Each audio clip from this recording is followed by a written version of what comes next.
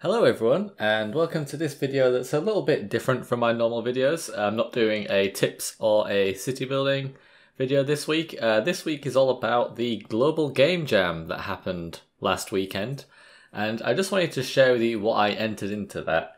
So I entered the global game jam last week. For those of you that don't know, it's pretty much what it sounds. It's a game jam that lasts a full weekend, although they did extend the times a little bit this time because of everyone's work from home situation, and it's basically a chance for the entire world to get together in small teams and make something cool with a weekend. The topic this year was lost and found, which was quite interesting, and I entered all by myself, so I was responsible for making the game, the design, and the artwork. A little bit more than I could chew, I have to say. So as with most game jams, I didn't get to the finished product that I wanted, but I'm quite proud of the amount that I managed to do in such a small amount of time. I put in maybe 3 hours on the Friday night, 7 hours on the Saturday, and 6 hours on the Sunday, because I was also fairly busy at the weekend. And yeah, I just thought I'd showcase what I ended up creating.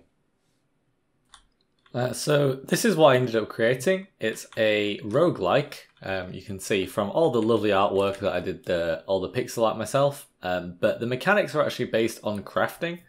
So my fiance is really into knitting and crocheting, so the premise is that you go to this haunted manor or whatever. There's a bunch of ghosts in there that kind of chase you and want to hug you, and if they hit you, they cause you damage.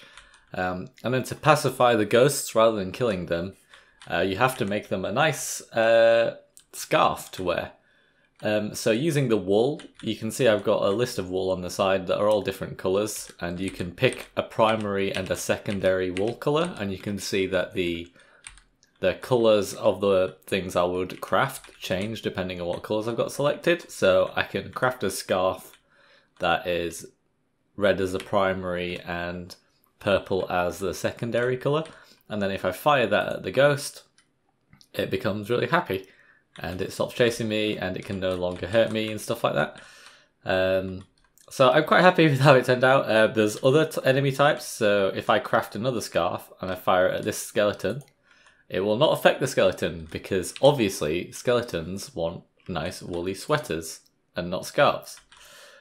There are other enemy types, like, oh, there's a robot there, so who can fire at me. I actually need to change the wool that I'm using, because I don't have enough wool to craft certain things. So the robots require mittens, so if I craft some mittens, that will cover the gun that the robot is programmed to fire at me, and it will pacify them.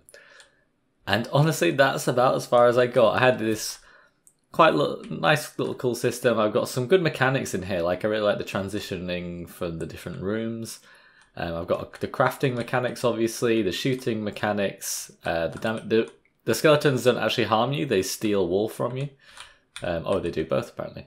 And yeah, I've got some decent animation. I just haven't got good enough artwork. The skeletons and the robots I took from an online source, and the rest of it is pretty much all just my terrible pixel art. But it's actually quite a fun game. It isn't in any way complete. You'll see if let's just get rid of some of these. Oh, there's a bug there somewhere where I can't select the scarf anymore. That's not good. Well,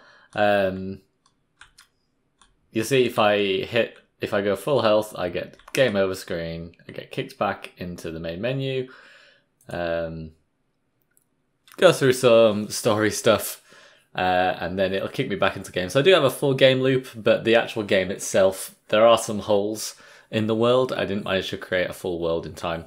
I had a really ambitious plan of having a randomly generated map, which I would quite like to add in, but so far this is all I've got. But I just wanted to kind of showcase it.